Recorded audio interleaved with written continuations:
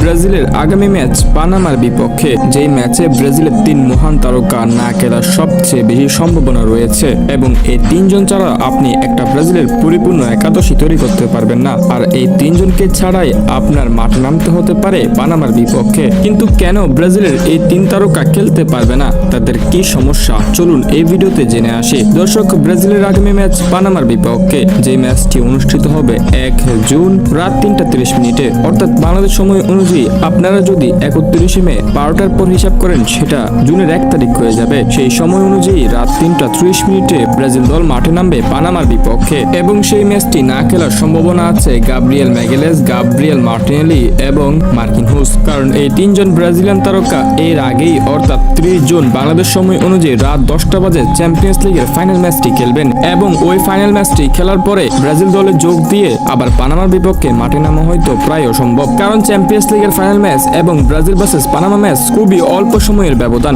তাই ব্রাজিলিয়ান তারকারা এত বড় জার্নি করে হয়তো আর ব্রাজিলের ম্যাচটি খেলতে পারবে না। তাই ব্রাজিলিয়ান কোচ কার্লো আনচেলত্তি ব্রাজিলের আগামী ম্যাচে শুরুর একাদশে রাখতে পারেন লিও পেরেইরা এবং ব্রেইমারকে। অর্থাৎ ব্রাজিলের মূল যে দুজন ডিফেন্ডার আছে, দুইজনই থাকবেন চ্যাম্পিয়ন্স লিগের ফাইনালে। ফলে এই দুইজনকে পানামার বিপক্ষে হয়তো পাওয়া যাবে না। তাই ব্রেইমার এবং লিও পেরেইরা হয়তো খেলতে পারেন ব্রাজিলের ডিফেন্স লাইনে। এরপর গাব্রিয়েল মার্টিনেলিও এই ম্যাচটি না খেলার সম্ভাবনা রয়েছে, কারণ তিনি আর্সেনালের হয়ে চ্যাম্পিয়ন্স লিগের ফাইনাল ম্যাচটি খেলতে যাবেন। দর্শক, আশা করি বুঝে গেছেন ব্রাজিলের আগামী ম্যাচ পানামার বিপক্ষে কোন 3 তারকা না খেলার সম্ভাবনা রয়েছে এবং তার প্রধান কারণ কি, এবং নেইমার জুনিয়র এই ম্যাচটি খেলবে কিনা সেটা ডিপেন্ড করবে কার্লো আনচেলত্তির উপর। তবে আমি নিশ্চিত যে নেইমার জুনিয়রকে এই ম্যাচে মাঠে নামাবেন কার্লো।